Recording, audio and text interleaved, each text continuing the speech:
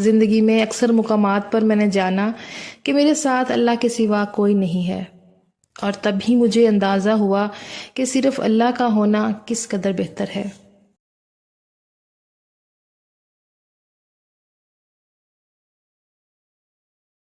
شکل کی خوبصورتی محض آنکھوں کو بھاتی ہے، جبکہ کردار کی خوبصورتی دلوں کو فتح کرتی ہے۔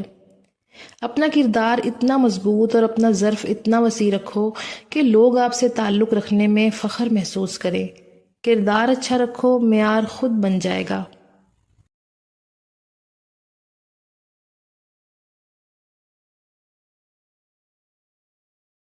صفائی دینا ایک ذہنی اور نفسیاتی کوشش ہے جو صرف عزیزوں کے لیے کی جاتی ہے۔ باقیوں کے لیے بس ایک وسیع مسکراہٹ اور ایک چھوٹا سا جملہ، تم سچے ہو۔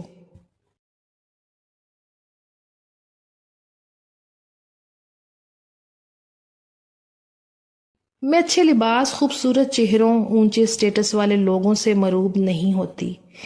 میں ان لوگوں سے مروب ہوتی ہوں جو ایمان میں مجھ سے زیادہ ہوں، جو اللہ سے شدید محبت کرتے ہوں، جن کے عمل مضبوط ہوں۔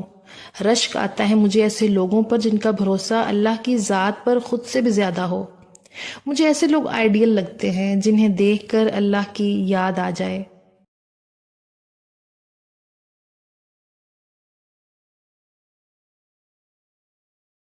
میں تعلق میں مہنگے تحفوں، بلا وجہ تعریفوں اور اچھی صورت کے حق میں نہیں ہوں۔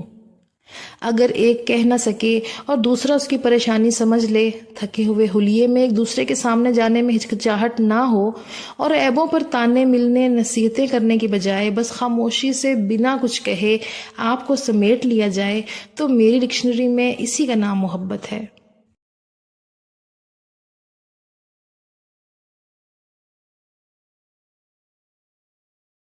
زندگی میں اگر کبھی ہمسفر کے انتخاب کا موقع ملے تو ہمیشہ ایک ذمہ دار انسان کا انتخاب کرنا، جو آپ کا خیال رکھ سکے، آپ کی ضرورتوں کو پورا کر سکے۔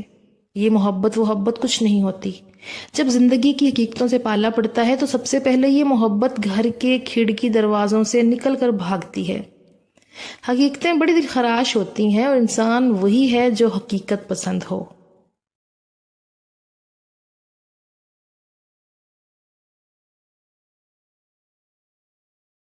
یہ جو دکھ ہوتے ہیں نا، ضروری ہوتے ہیں۔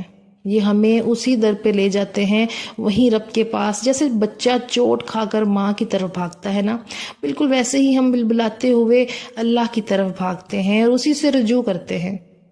جب ہمیں درد ہوتا ہے، کوئی اور در نہیں ملتا، جب کوئی سہارا نہیں رہتا، جب سانسیں تنگ سی ہونے لگتی ہیں، جب ہم ٹھکرائے جاتے ہیں، جب ہم رلائے جاتے ہیں، تب ہم اللہ کو پکارتے ہیں، اور وہ رحمان و رحیم بادشاہ سمیٹ لیتا ہے اپنی رحمت کے ساتھ۔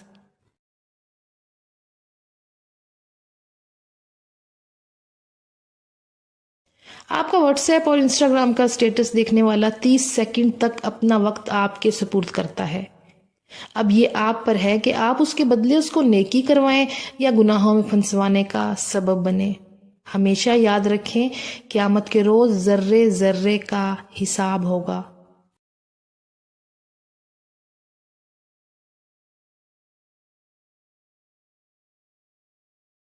کسی کی زندگی برباد کرنے کے بعد فقط سوری کہہ دینے سے دل کو قرار آ جاتا ہے؟ آپ کی شرمندگی سے اس انسان کی زندگی پہلے جیسی ہو جاتی ہے؟ نہیں، کبھی نہیں۔ آپ اس انسان کے صبر کو اتنا بھی نہ آزمائیں کہ اس انسان کو آپ کی ندامت پر ہنسی آنے لگے۔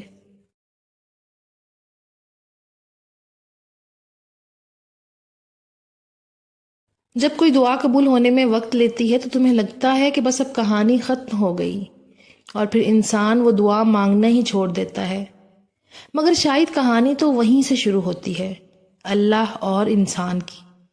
جب انسان بے بس و مجبور ہو کر اللہ سے اپنے دعاؤں کا نام نہیں لیتا، بلکہ اللہ سے اپنے بیمار دل کو ٹھیک کرنے کی دعا مانگتا ہے۔